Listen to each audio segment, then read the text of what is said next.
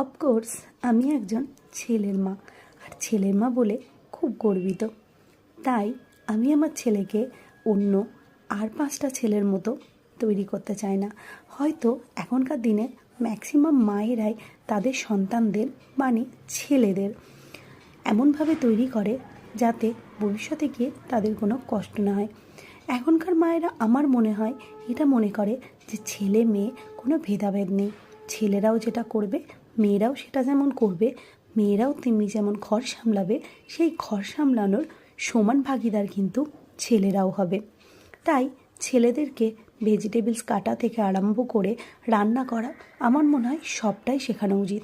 একটা মেয়েকে যেমন জোর দেওয়া হয় বিয়ের পরেই শ্বশুরবাড়ি গিয়ে কী করবে বলবে মা কিছু শেখায়নি, তেমনি একটা ছেলেকে কেন আমাদের সমাজ এখনও পর্যন্ত জোর দিয়ে বলতে পারে না যে তুমি রান্না করো, তুমিও শেখো, তোমাকেও করতে হবে, তোমাকেও শিখতে হবে, তোমাকেও বড় হয়ে রান্না করতে হবে।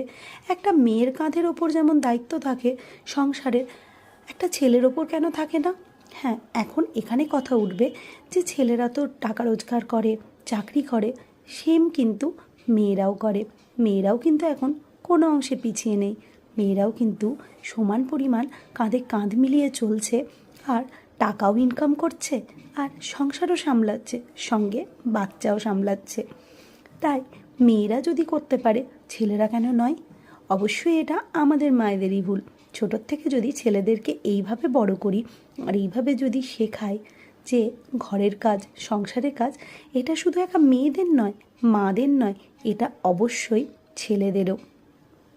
তাই আজকের রান্নাটা ওই করেছিল, ভুল দুটি হলে ওরই হবে, একদিনে তো ভালো হয় না। আমি ওকে বলে বলে দিয়েছিলাম আর ও সেই মতো করেছিল। অবশ্যই এই রান্নাটা পুরোটা একা ও করেনি, আমি অনেকটাই হেল্প করে দিয়েছিলাম, কিন্তু তবু প্রথম দিন যেহেতু করেছে তাই ওকে আমি শিখিয়ে দিয়েছিলাম, আর ওই নিজে আগ্রহ করে এসেছিল।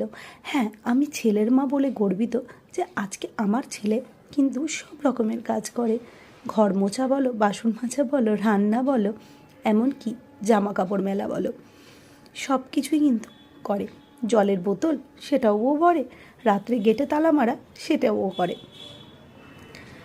এই যে ছোট্ট ছোট্ট ঘরের কাজগুলো যদি ছেলেরা করে, ছেলেরা কিন্তু তাতে ক্ষতি হয় না, তাতে কিন্তু তাদের ভালোই হয় এবং তাদের ভবিষ্যৎ ও সংসার জীবনটাও সুখেরই হয়।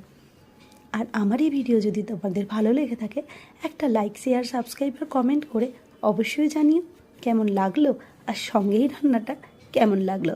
গরম গরম রুটি পরোটার সাথে একদম জমে যাবে, তাই তো?